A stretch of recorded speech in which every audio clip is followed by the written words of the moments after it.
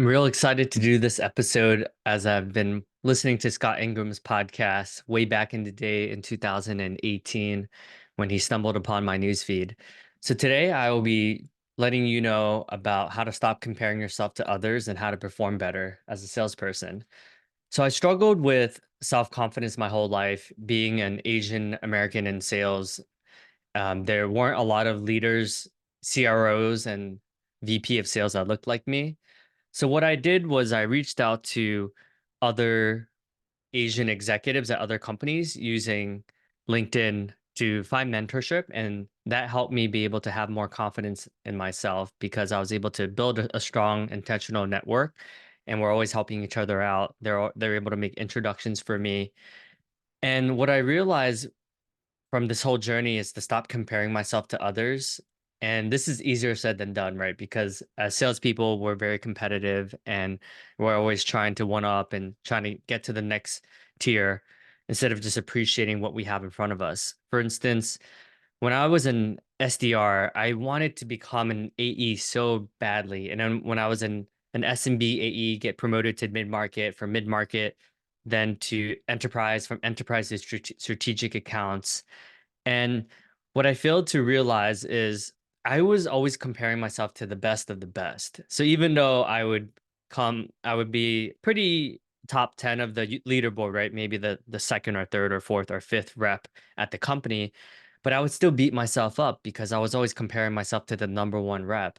And sometimes what I realized is the more money I made, I thought it would make me happier, but actually I had the same level of happiness. Every time I got promoted, I thought I would be happier because I'm making more. I'm going to nicer vacations. I have a nicer house, nicer car.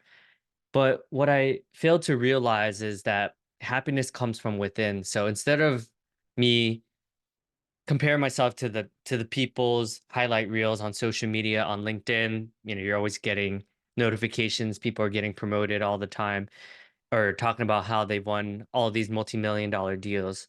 But once I started to focus on loving myself and gave myself the space to just be, and it's okay that I don't have a million subscribers, right?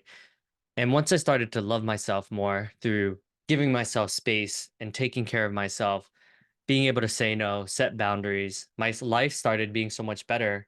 And that started from taking that look within instead of all the external validations, the president's clubs, all the awards, winning all the spiffs, and networking just to get promoted all the time.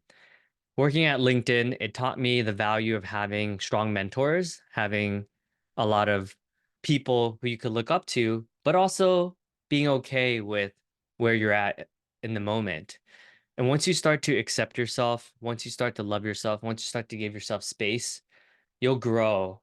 And once you're in a good headset, once you take care of your health, your nutrition, all of those things, you'll actually start to perform better as well. Because I know for me, the times where I was in survival, I was just thinking so much about the next. I wasn't able to slow down and just smell the roses, be able to be with my beautiful wife, be able to pursue passion projects like publishing, my 5 books, and I have a book coming out, right? So once you start to give yourself space, people will naturally reach out to you for advice.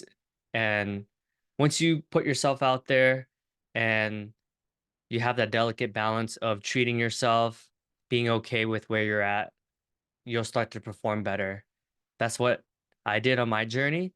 If anyone is interested in reaching out to learn more, I've been fortunate enough to help out over 100 people through SaaS sellers and technology sales folks transition to different fields.